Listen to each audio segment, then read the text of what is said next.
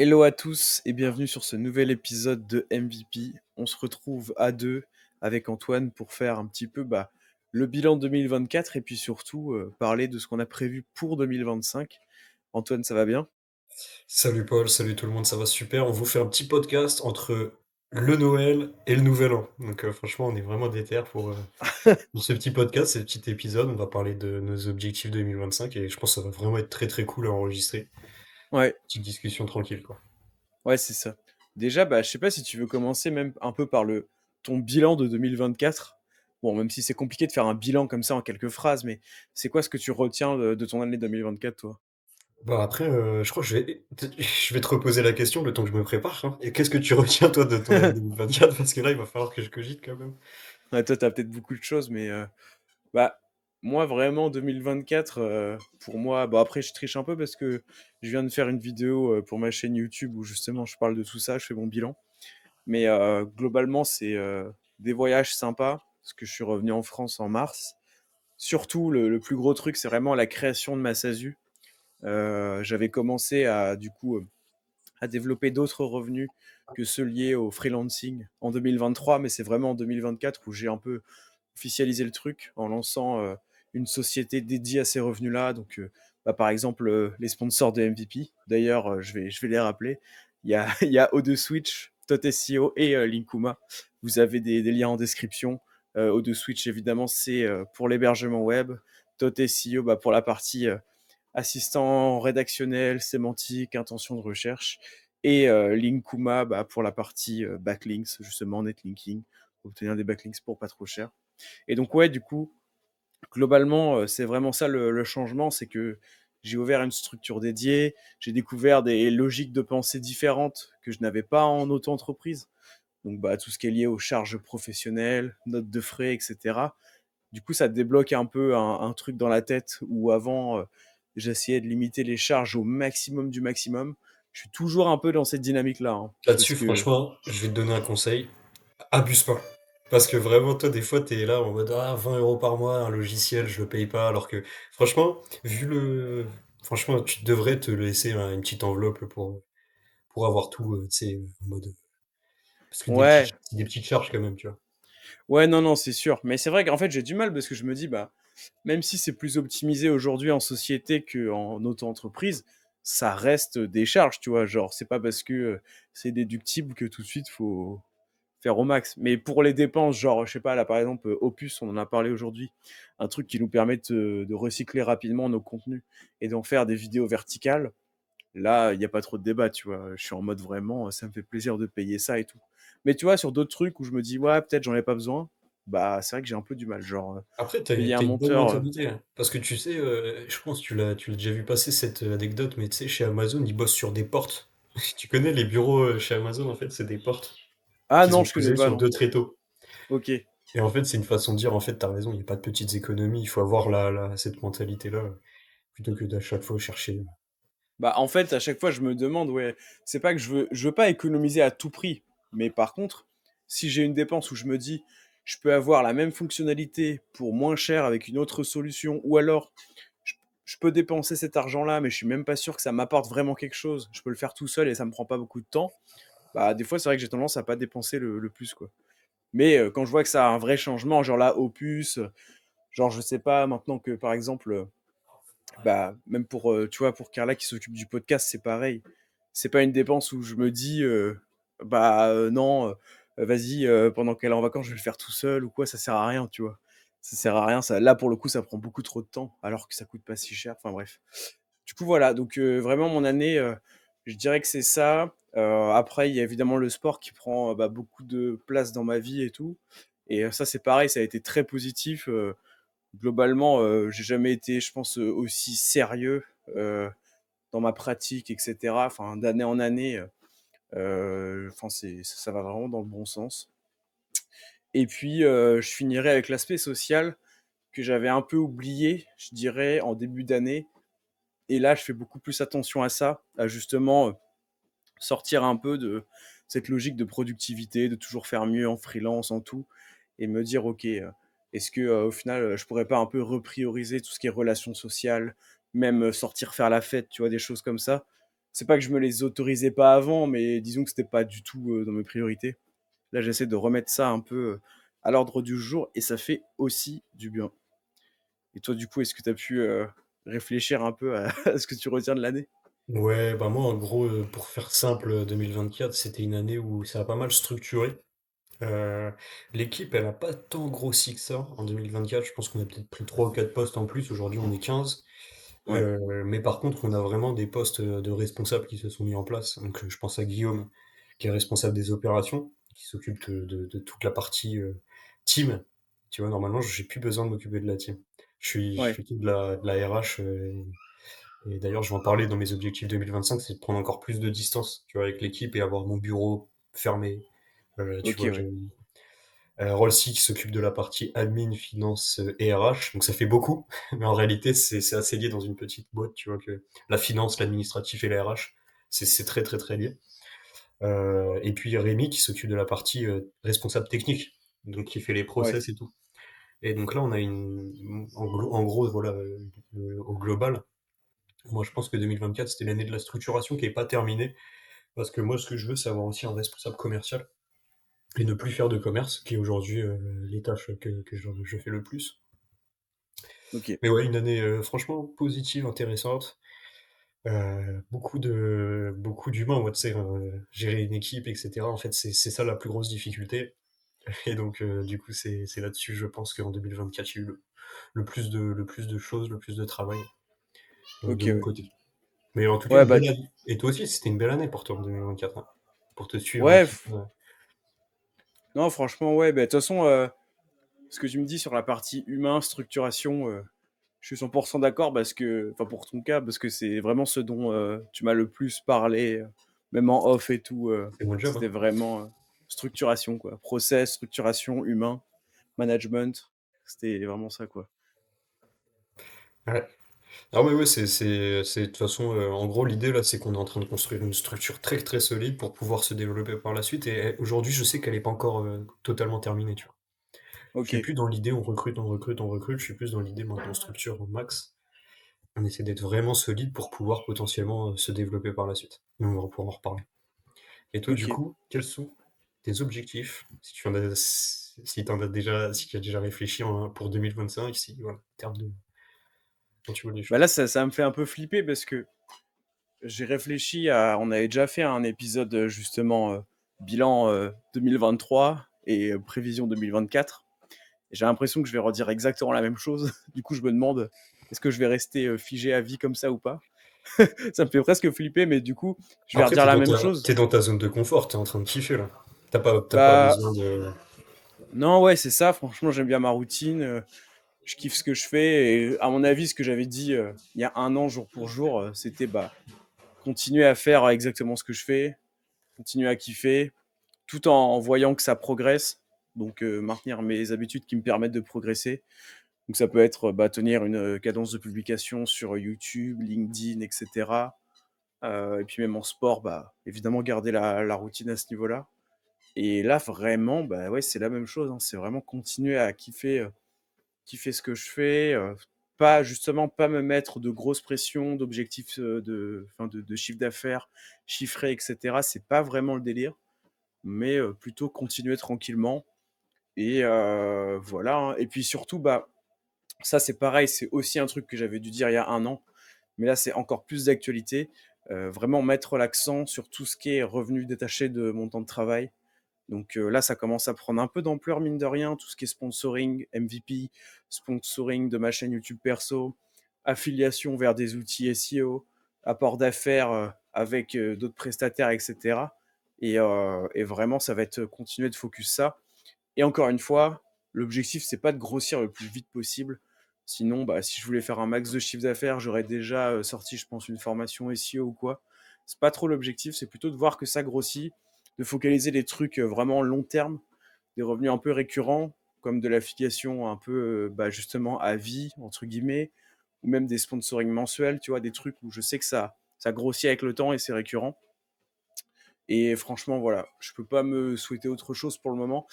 J'aimerais juste pour terminer quand même, après on pourra détailler des trucs, mais Peut-être en termes de voyage, tu vois, je sais que je suis revenu en France là il y a 8 9 mois, je crois.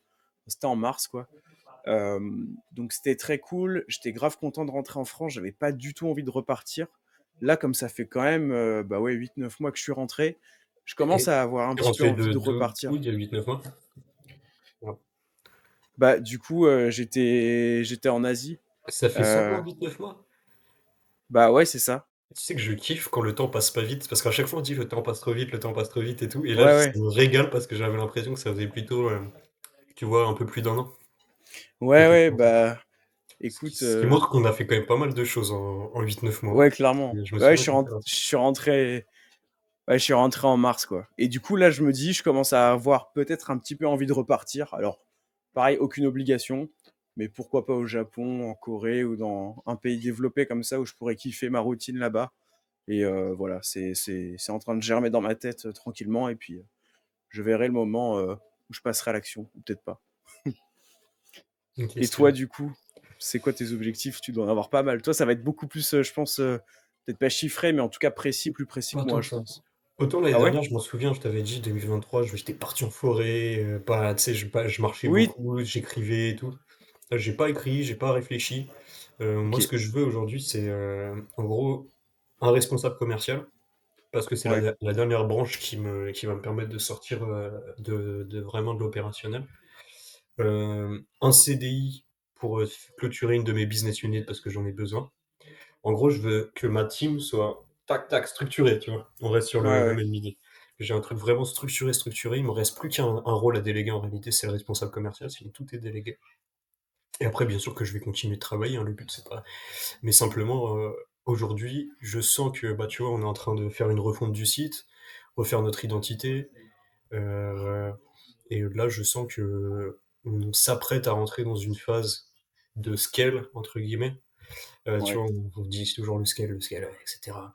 En réalité, pour se développer, il faut avoir une base très très solide. Et donc, tu vois, je pourrais te dire qu'en 2025, mon but, ça sera de scaler.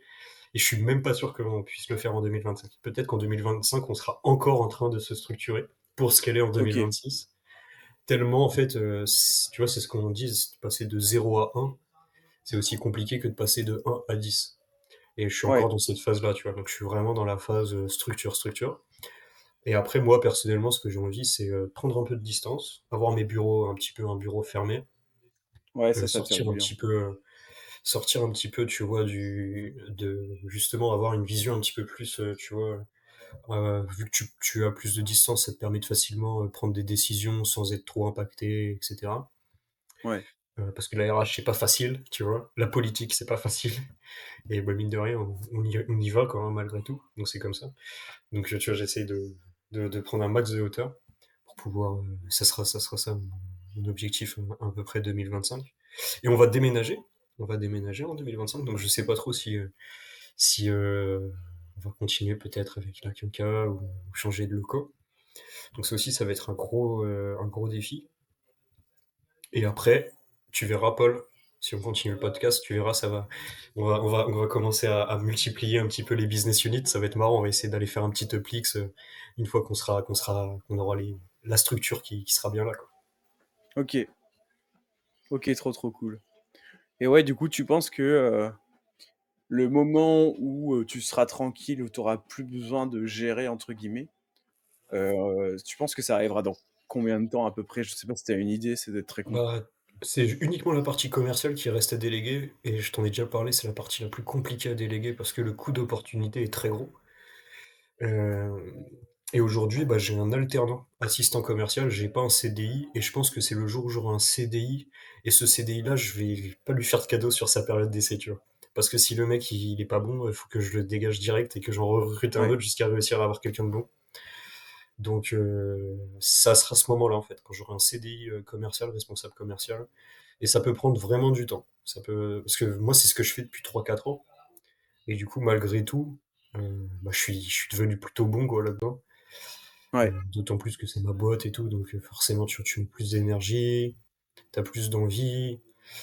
euh, et donc ouais, hein, je pense que honnêtement, je te dis, hein, 2025, ça sera peut-être même pas l'année du scale entre guillemets, ça sera encore peut-être de la structuration, tu vois, pour pas Hmm. prendre de risques. Ok. Il y a un an, j'étais beaucoup plus fougueux, hein. Je t'aurais dit, ça va aller vite, 6 mois, 3 mois et tout. Mais là, en fait, Tu te là, rends je sais compte? que ouais, je sais que ça risque d'être compliqué quand même, tu vois. Après, ça va passer aussi par la refonte, etc. du site. Hmm. Ok, très cool.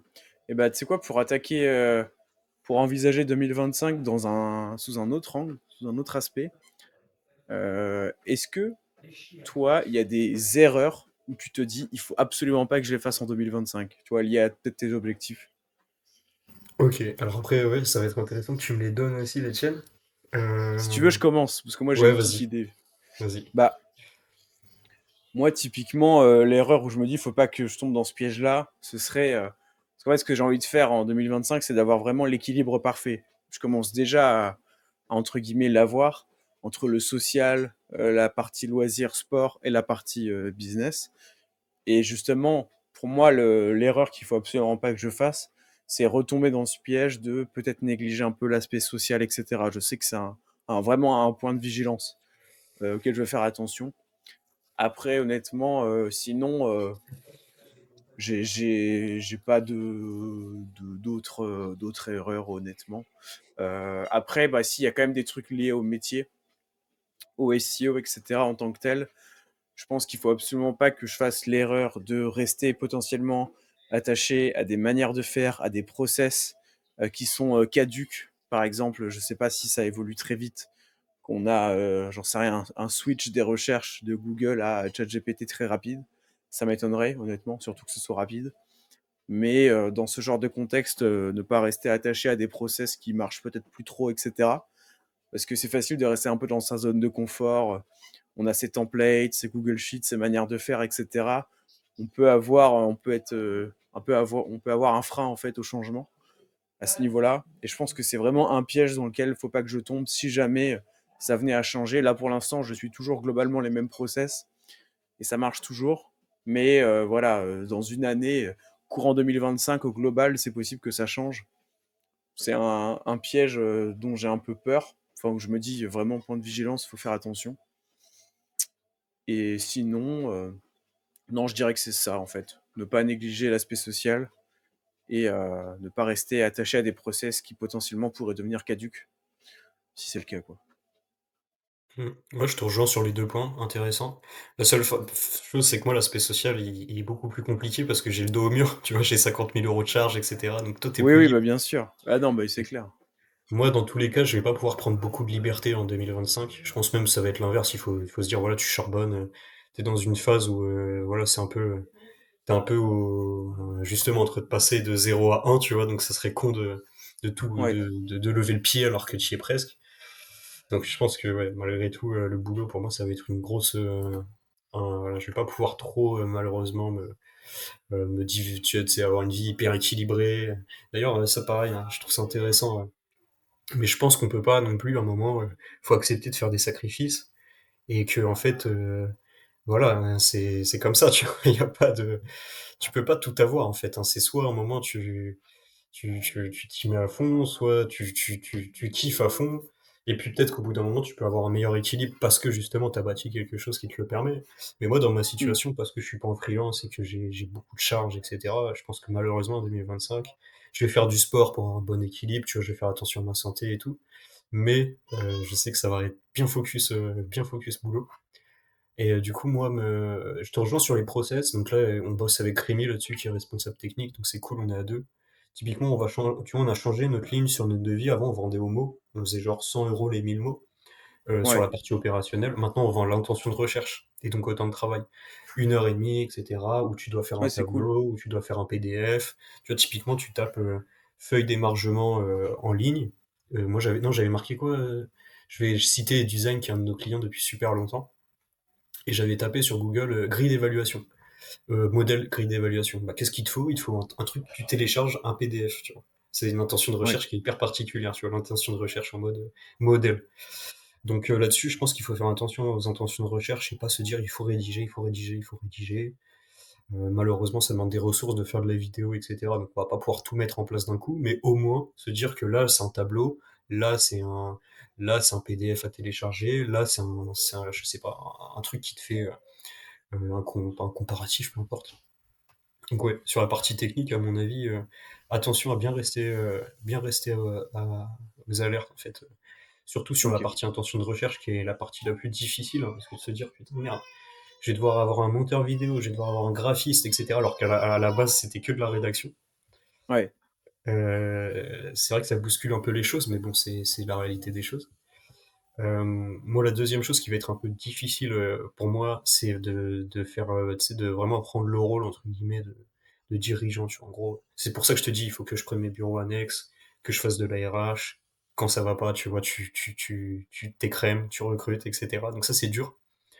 Je sais que ça, c'est quelque chose que je me traîne depuis le début, tu vois. Comme toi, je pense que si demain tu montais une boîte, que tu avais des salariés, t'aurais, comme tout le monde, en fait, c'est une partie qui est un peu difficile. Et donc, je vais essayer de devenir très carré là-dessus. Je pense que c'est un de mes axes les plus importants à développer, tu vois. Se dire, voilà, l'humain, c'est comme ça.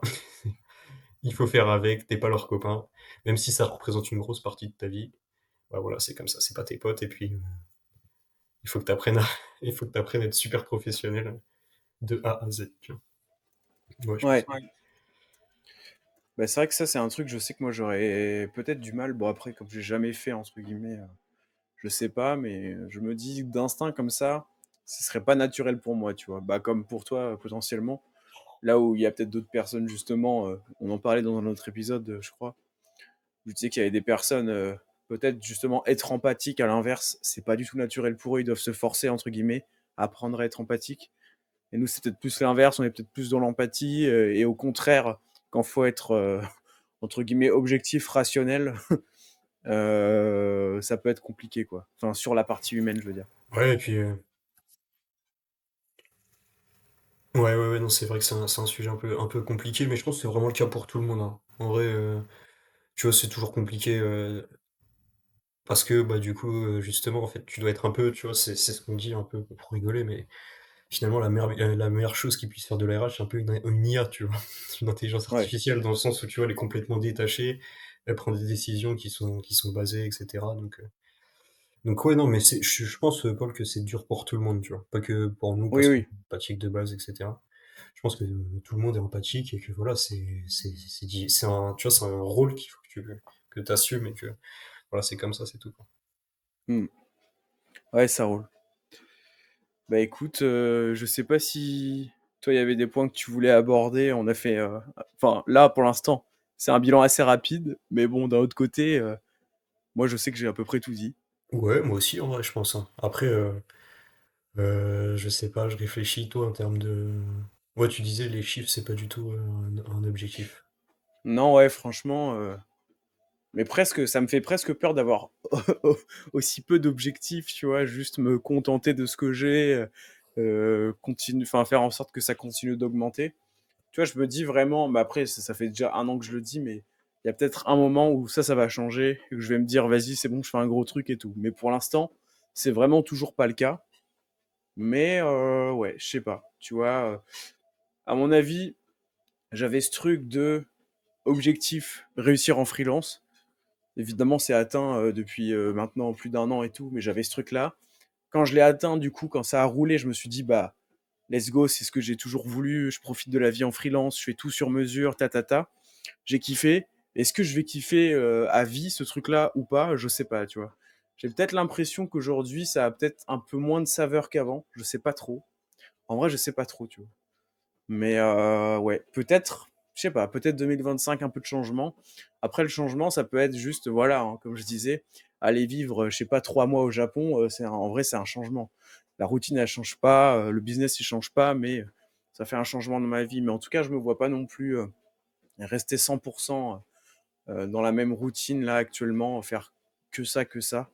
Donc peut-être un petit voyage, ou je sais pas, ou peut-être juste diversifier un peu sur la partie business, c'est possible. Mais ouais, non, sinon franchement, je suis plutôt content quand même de la routine que j'ai, de ce que je fais au quotidien, et ça me plaît quoi. Ouais, stylé. Bah, c'est vrai que moi, je l'ai pas dit, mais on va aussi diversifier, parce que quand tu parles de changement, on va aussi faire de l'acquisition globale. Donc Ouais, peut-être que c'est aussi un truc que tu vas pouvoir regarder, tu vas te dire pourquoi pas proposer. Donc l'acquisition, il y a du paid, il y a de l'organique SEO, t'as de la créa et tu de la data. En gros, c'est les 4 gros piliers qu'on a identifiés. Ouais, Ça peut être intéressant de creuser un petit peu des parce que tout est lié, tu vois? De toute façon, c'est pas oui, c'est clair. donc là-dessus, ouais, je pense que bah, ça va, on n'a pas terminé le jeu, hein. Pas du tout, il y a encore Non, énormément bah de non. choses à faire, quoi. Bah clairement. De toute façon, on n'a jamais terminé vraiment, mais ouais. Non, bah écoute, je pense qu'on a fait un bon petit tour. 25 minutes, épisode chill. De toute manière, normalement, bah, ça va sortir bah, le 1er janvier, si je me trompe pas. Ça sortira le premier. Non, je suis bête. Bah non, c'est la semaine d'après. Non, non, ça sortira le 7. Attends, je m'en On mêle les pourra les pinceaux. switch pour la faire sortir le premier. Ouais, peu importe. Mais bref. Voilà, bah écoutez, en tout cas, merci de nous avoir écoutés jusqu'au bout. On a été content de faire cette année-là avec vous. Pour ceux qui nous écoutent, on espère que les contenus MVP vous auront plu. On essaie toujours de vous trouver des sujets sympas, des invités sympas, des trucs qui nous intéressent, qui peuvent vous intéresser. Et puis, bah, on se dit à l'année prochaine en fonction de quand l'épisode va sortir. En tout cas, on se dit, bah, c'est parti pour cette nouvelle année ensemble. Ciao! Ciao!